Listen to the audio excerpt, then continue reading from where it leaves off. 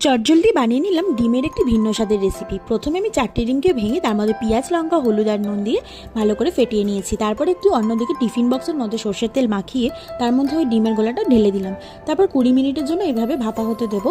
তারপর দেখো পিস করে কেটে নিয়েছি এবং ভালো করে লাল করে এটাকে ফ্রাই করে নেব।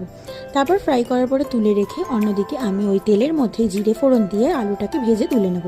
তারপর আবার একটা শুকনো লঙ্কা ফোড়ন দিয়ে পেঁয়াজ, আদা, রসুনকে গ্রেট করে ওর মধ্যে দিয়ে দেবো।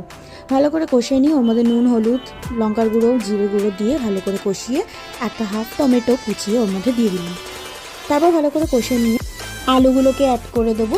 তারপরও আবার ভালো করে কষাবো। কষতে কষতে যখন তেল ছেড়ে আসবে তারপর আমি ওর মধ্যে জল অ্যাড করে দেবো। জলটা ভালো করে ফুটে এলেই ওর মধ্যে আমি ডিম ভাজাগুলোকে অ্যাড করে দেবো।